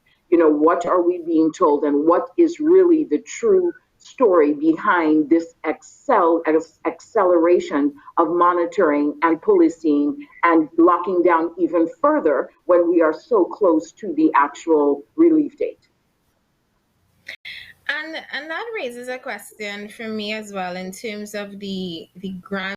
Misha said a month has passed and we have not even given out the first $1,500. I actually was reading that pensioners people who would have applied for pension, that money is now being released to them, and I'm talking about pre-COVID-19. This COVID-19 was not even in the discussion. This is people who would have applied for pension before COVID-19 happened. They're now being paid, they're being told from the Minister of Social Development and Family Services, they're now being told that they are going to get these funds released. And I am concerned about that because it brings into question that whole aspect of the money that we're borrowing, the money that we are withdrawing. Is it used only for COVID-19 response, or is it going into things that money from the budget of $60 billion a year should actually be used to pay? I mean, then the Minister of Finance announced that we were going to be paying back taxes early Yes, in March. Felicia. Isn't Yes, that we using COVID-19? yes. Go ahead. Yes, I wanted to mention that because, as you indicated, $400 million of that allotted COVID plan is for back taxes. And I have had several people that have confirmed that they have received the back taxes. But I had to mention to those said people, this is not something the government is doing for you. This is what they should have done. This is 2018 back taxes that you were owed that we're now putting it under a COVID plan that has nothing to do with COVID, right? So now people are receiving, several people in South have confirmed they have received the refund checks, but that was what was owed to you. That is nothing that was supposed to be done, and it's not a favor, it's not a payout. It is something that they were intentionally holding back because they continue to mismanage the country. And that's it. What did it take? Why did it take a COVID-19 pandemic for them to pay out this money? And that raises the question: are we really using COVID-19 money where it should be used? And just to backtrack on that question that we have, people, please don't forget, producer, if you can put up that number on the screen for people to call us on 769-4590 to let us know if you believe the economy should be restarted, yes, no, and why.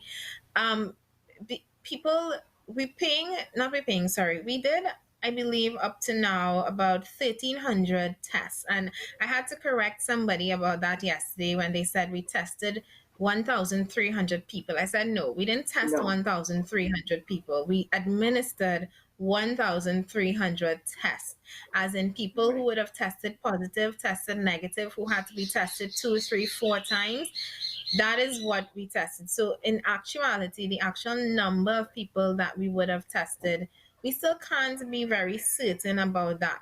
So that raises the question: if we have we really flattened the curve, or have we just stopped testing? Because I am both ways on this. I believe that the economy needs to be restarted as soon as possible, but I am concerned about restarting it on false data, and there's no Correct. real guarantee as to what we may be facing in actuality. Is it that we have really flattened the curve, or is it that we have just limited the number of testing? Are we going to hear in the last week of lockdown, 2 days before this is supposed to be lifted, are we going to hear that we have 400 new people testing positive for COVID-19 Right. because the government has finally decided to start testing more? We have tested just under 1% of our population, 1%. Right. And that is a very small number. Like when you just how many people who would have been traveling in that period of time, how many people who came for carnival. And like I keep saying, let us face it, we can't keep saying that it was not here for carnival. There is no way of knowing because we did not test people for carnival. We didn't test people immediately after carnival. We have no idea who could have had, spread, shared, passed on the disease to any and everybody. And if we're testing just under 1% of the population, are the numbers truly reflective of what is the actual position of Trinidad and Tobago right now in terms of our COVID-19? There's absolutely no way of knowing until we probably ramp up testing, which I keep hearing. I mean, I stopped listening to these media briefings, Misha, because it feels like I'm hearing the same thing since March the 13th. Grants are going to be Right. released soon. Apply for the grant via this Mm. going online or visiting your police station. This is going to happen. That is going to happen. And again, you just keep hearing the same thing over and over. We're going to ramp up testing. We have ordered 50,000 new test kits. But are we really testing in the number of people that should be tested at this time? Or are we taking it for granted that these low figures is really what is happening on the ground right now in Trinidad and Tobago? Exactly. That is exactly my concern that I was trying to make previously. Because if you just take the 1,300 tests that have been administered, it has already been disclosed that it's not 1,300 people. It's 1,300 tests have been administered. So that alone shows you under 1% of the population. Some of these COVID-19 patients have been tested 2, 3, some as much as 4 times because they came out, the tests were skewed. So we have tested under 1% of the population of, 1.4 million. Does that give us a true health figure? And if it does, okay, so be it. But it's not. So why haven't we ramped up the testing? That's what what was disclosed, that this $10 billion would be COVID-19. We would be administering, testing. We would be, reaching for the public to ensure health and safety. But we are not seeing these tests administered in the constituencies. I don't know how, again, as you indicated, how are these tests being determined, who's going to test and who's not going to being tested? Because I am not impressed by the figure of 1,300 samples. I read some data yesterday of a state, I think it was Maine, of 1.3 million people, and they've already administered over 40,000 plus tests, right? That gives you a better understanding. So until the correct health information is given to the public, can we really say it is safe? And if it is safe, we still have to do it at a very cautious level. But again, considering what the citizens are experiencing, we have to come up with an option. How are we going to feed our citizens in this time of need?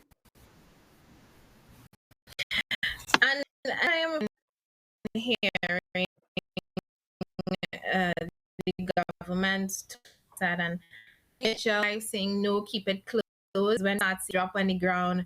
Only then we would want to say lock it up to save lives. But again, Leon, in answering you, and I'm sorry I didn't call in to say this live, but in answering you, if it is we are seeing that the measures that we're putting in place is working or been working, isn't that we may be able to restart the economy?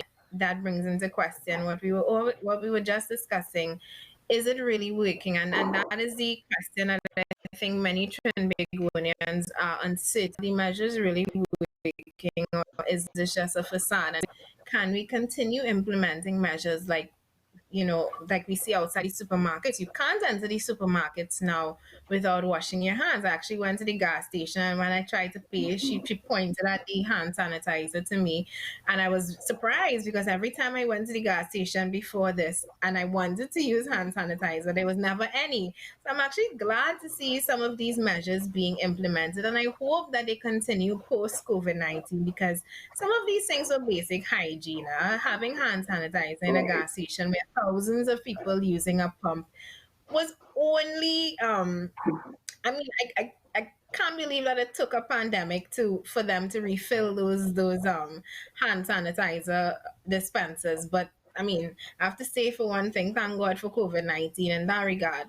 But if we're seeing that these things are working, can't we now adopt this as our new normal? Again, please feel free to call in. I did not see the number go up as yet, but the number to call in is 769-4590 because we are discussing this.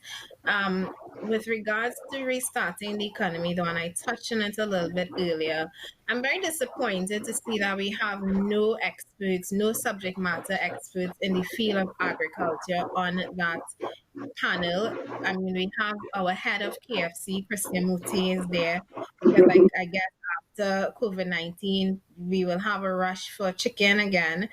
And I am being very sarcastic when I say that because the priorities of this government, if they did not say it blatantly, they make it very clear when they outline their objectives. And that we are missing someone in terms of agriculture. There is a very clear indication of where we have our heads at, sorry, as a government, and where we have our heads at as a country. We have a call coming in.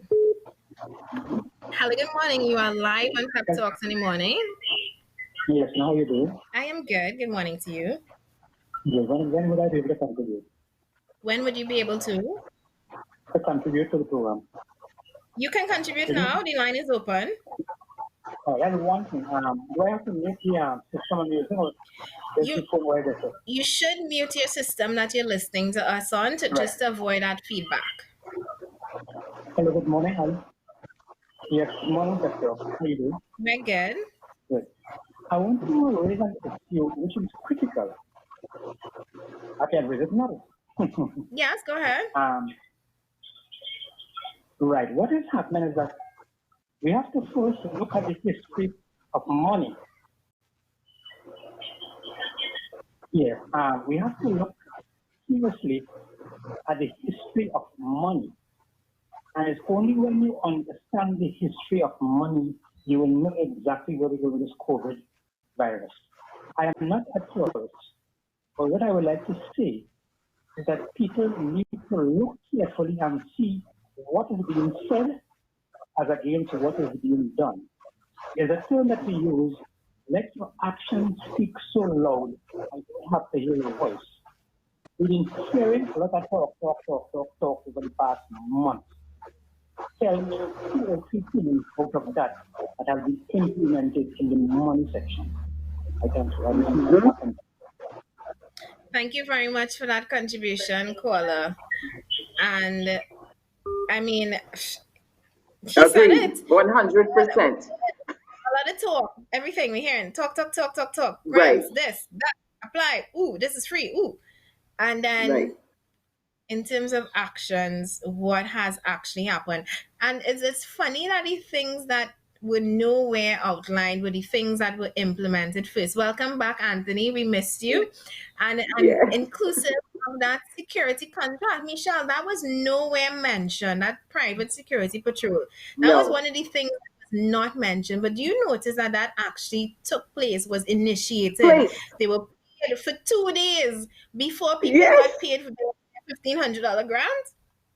And I don't think people caught that. That contract was already initiated before it, then it was disclosed to the government. I mean, to the public. But it was already initiated. They still ended up making a few, hundreds of thousands of dollars for those 2 days. So this is where the caller is so correct. It's so much action, but it's so much talk and no action. But another thing I wanted to question: why do we need this COVID-19 committee? Is this where part of our $10 billion is going to go to another set of people that we are paying, where when we have a government in place, we so-called have experts in place that should know their areas of expertise? Why do we have a committee? Why do we have to again get the 1% and the financiers away? And they're not doing it for free. We know that. Let's be real. They're not doing that for free. So this is where COVID-19 money is going to go, to this committee to show us how to go forward. That is what our government is for. That is what they should be doing. Indeed. And Anthony, welcome back to the discussion. I'm so sorry that we lost you. I know you were having a little internet problems. We have been on the topic of whether we should reopen the economy or not. We're making cases for both options. One of them being for opening it, that we're not sure how long we can endure these new conditions under which we're living, where we are living basically on borrowed money, borrowed time, living on our savings. And this is not just on a personal level, on a household level. This is actually as a country. The economy has more or less come to a standstill. And I would like to again mention, we know that this is not just unique to Trinidad and Tobago, this is global. However, we have to admit that our economy was not doing that well to begin with, in terms of the oil and gas sector, in terms of just how many things would have been shut down within the past year, the closure of Petrochin, this steel company that was shut down. We were not doing very well. So the restarting of the economy, some people, and I have to say I am one of them, who I am in favor of restarting it, of course, under new measures of operation, such as being mandatory that people wear masks, that they wash their hands before going to certain places, etc. However, then there's the argument for us not restarting the economy, which is based on the fact that we are not sure that these numbers are actually reflective of what is taking place right now. We have less than 1% of the population being tested, despite us hearing for weeks that we have ordered and brought in new test kits into the country. Are we really worse off than we're being told? And is this something, a hammer that is going to drop on us 2 days before we're supposed to restart the economy? I'll never forget this statement: never let a good crisis go to waste. And this was a statement that was used by people and presidents, in countries. And it was a statement originally uttered by, can't remember his name right now, but it is true, especially in a country where corruption, as we know Trinidad to be, is very rampant, where governments have a history of not being transparent with spending of public funds, and where a crisis presents the opportunity to use and siphon money in ways that it could not have been used and siphoned before. I mean, we're getting money from various sources, and the accountability and transparency that we are calling for as a Progressive Empowerment Party, as people, activists, as citizens of the nation, we're not seeing that accountability and transparency yet. So again, this is part of the discussion that we are having this morning. We still have the lines open: 769-4590. Call in and let us know if you think it is time to restart the economy, yes or no, and why. And there was this one last topic I wanted to bring into the discussion in this last 12 minutes of the program, which is, we are seeing a lot of governments, well, not a lot of, we're seeing very progressive governments like New Zealand and Singapore, where ministers are offering to take pay cuts. What do you think about that happening right here in Trinidad and Tobago? Tony, since you were gone so long, I'll give you the opportunity to weigh in first. Well, first,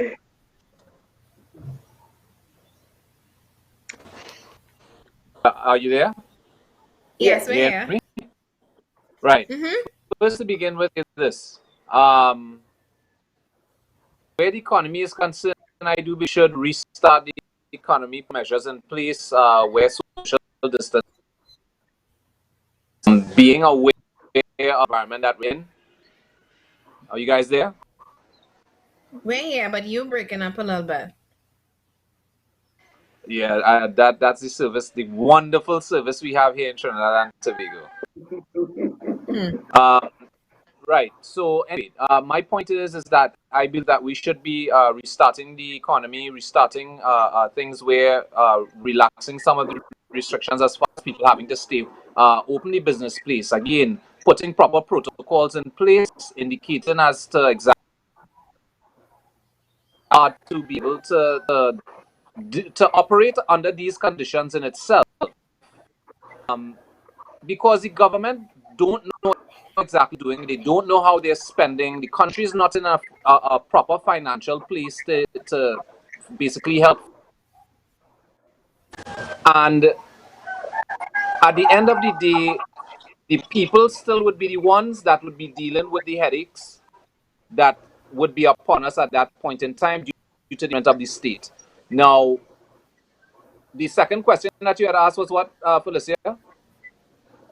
Well, we see in governments, progressive governments such as New Zealand and Singapore offering to take, not offering, but saying that they're going to take cuts in their salary because they understand that right now their entire population is suffering. So they want to stand in solidarity as well as keep their expenses down. So they have offered to take pay cuts in New Zealand. It's actually 20% reduction in salary that from the prime minister down to her entire cabinet they are planning to take for the next 6 months. This is something that many are calling for to happen right here in Trinidad and Tobago, and I wanted you to weigh Yes, in this I, as well. I would agree with that. I would agree. They again lead by example. They should be taking a pay cut. In fact, they are in a position to not even collect a pay that much. That's really where it should be. At least, again, lead by example. You can't ask the entire country to stay home, close your business, don't make no money across the board, and you still sitting down as a fat cat in parliament and just collecting a full salary. No, that is not right. It is not. And if that has to be the case, where you, as ministers, sitting down, taking your full salary, will then now do the job properly, where the people do not go through the type of mistakes that they have to go through, whether it be financial, whether it be where food is concerned, whether it just be under the environment we're in. Have proper protocols and policies in place where the people I have a could be call sorted coming out. in. Auntie, I have a call coming in. I just wanted to give this last call an opportunity to say their piece before we shut down. Hello, good morning. You're live on Pep Talks. Hi, good morning, Felicia. You haven't heard my voice a long time. Good morning. All right, I just lost audio. I'm losing audio here. I'm not sure exactly what the heck is going. I'm taking a call right now. So if you not hearing us, you can listen to us on the. I can hear you. I can hear you guys. I can hear you guys quite well. All right. Good morning, caller. Hello? Yes, I'm hearing you. Yes. Well, I haven't heard your voice direct like this in a long time. This is Chester Birchwood. Good morning right? and happy Charles birthday. Hello? You're hearing me? Yes, I can hear you. I was saying good morning and happy birthday to you and your brother. Thank you very much. Thank you very much. All right, I appreciate all the greetings, but let me get to the point. From where I am and where we are, right? Especially Channel 2. What we are seeing is that they're trying to extend the quarantine to control the people. So whatever they're doing, they're stealing the money from the HSF or they're giving it to the financiers. They're making up time. So because no one is out there to protest, no one's out there to challenge them. All the protesters, all the reporters are compromised. That is the reason why they won't allow any tech media or Devon News Network, as they call it, right, inside with Donna Cox, because they know that they're busy stealing. And let me tell you something too, right? I'm a Tobagonian like Rowley. He knows my family, I know his family, and I'm telling you how they think and what they're doing. He's hoping by using that bullying tactic to everybody, that everybody will just shut up and say it's okay. Because in his mind, he thinks everyone is like the people in the East-West corridor and the hotspots that voted for him, and some Tobagonians who just say, you know what, he's a big boy and it's okay. Because that big boy, he knows everything. No, this is what's going on. And this is one of the reasons why. And I also suspect from one of my contacts, they're telling me that the Trinidad government has been buying some of the spying tools from China. And this is one of the things they've been doing. So when you see some of your lives being interrupted, a lot of that technology they've been buying to do all this stuff is coming from China. So the idea is that it's to limit your voice. So then after all this is over, then all of a sudden he's saying, you know what? I want to extend the quarantine a little bit more. and then here's what, and then after that, then okay, an election. But the idea is that you gotta work the fear into people, and the more fearful people are, is the more they want to trust the authority figure. And that's why it's important that what you guys are doing is to make sure that all our voices are heard. This is so important. And I applaud every one of you for being on a platform and doing it. And believe me, the people are listening, and little by little, they're breaking down. This is one of the reasons why whenever Pep says something or do something or act on something, the government are fearful. I'm even having back channels from some of the strong plantation activists, and they're telling me, you know what, Chester, you guys in tech media, we are trying to find a way how to shut you down because you guys are creating too much trouble. That's the word they use to me. Because you guys have a powerful platform, and that is trying to disrupt. Because little by little, their own people are rebelling internally, and this is not what they're not telling everyone that, right? Because they want nobody to know. But there's a big rebellion internally, right, with the PNM. Big rebellion. In Tobago, there's a big rebellion going on right now, right? In Trinidad, PNM, there's a big rebellion going on right now. But they're trying to silence it. And this is one of the reasons why they're trying to use all these gift baskets and taking taxpayers' money to do all this stuff. So it's a lot going on. But remember, right, with fear sells, and fear not only sells a product, but fear can also sell an idea. And our economy should be open. Like today is my birthday, yes. But in New York City, the beaches are open. You don't go to the beach, just social distance. Right? The facilities are not open. All the hardware stores, the pump supplies, my air conditioning supplies, everything is open, right? As much as I can go to and I can get it, right? We even have a 24-hour hardware store in New York City that's open, not restricted, because they consider essential service. Because if a pipe busts on you in the middle of the night or something happens, how are you going to repair it? Exactly, and that is the comment that we were making. Some of these things that they are shutting down and considering non-essential are actually essential. Michelle and her car that is out of commission, etc. But Chester, we are running out of time for the program. Thank you very much for calling in. That's all right. Thank you for calling in, and we do wish you a happy birthday. You and your brother enjoy the rest of your day. All right, thank you very much. I appreciate it. Thank you. You're welcome. Bye.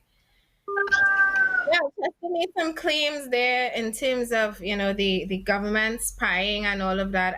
I personally cannot substantiate those claims. There have been rumors that I don't know about. Yes, my live broadcast, and I hope it was much better today. Tony, you definitely, of course, clearly need to upgrade as well, even though I upgraded, and after I upgraded, I got the worst internet service ever. Thanks to Pep Media, he got me a new laptop to operate from. We are just about at the end of our program. Time flew. Thank you for our callers who have called in. Anthony, I'm giving you the first 20 seconds to wrap up. 20 seconds, no more than that, so no ranting. So let me hear your closing remarks. Well, again, Trinidad and Tobago, so much for having us on the show. My only 2 cents, I would say, is we as Trinidadians need to come together. We need to identify the issues that we're dealing with, the missteps that the state is making in our names, mind you. And actually speaking, let's come with proper policies and protocol proposals, put it in the public. Let's push it upon the state and see how much of it that they adopt and assimilate in moving us forward. We just need to keep our fingers button and push the issue, force the issue, ensure that the people are actually heard. So once again, thanks so much for having me today, and I do apologize for my horrible internet connection. Michelle.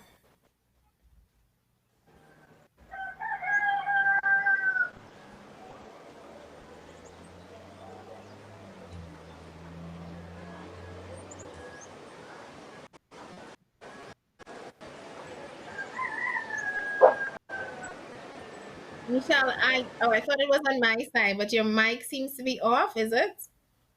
Oh, sorry. The dog was barking. The dog was barking. So at the Progressive Empowerment Party, we continue to educate, empower, inform the citizens. And we do hope you take this information and ask yourself the pertinent questions that are required from each of us as citizens. We need to start to think of as a whole instead of as individuals to take this country forward.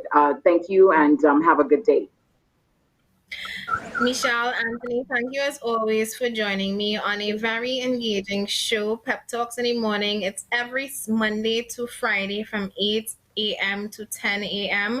It is a platform where we discuss current issues, we discuss what's happening in the country. We also bring a pep spin on it because at the end of the day, what we're trying to sell you, what we're trying to bring to you is the idea of a better country, a country that works not just for some, but for all. My name is Felicia Holder. I am the chairman of the Progressive Empowerment Party, as well as your host for Pep Talks in the Morning. Thank you for joining me once again. And please join us again tomorrow morning with a brand new panel as we continue to discuss the issues of the day.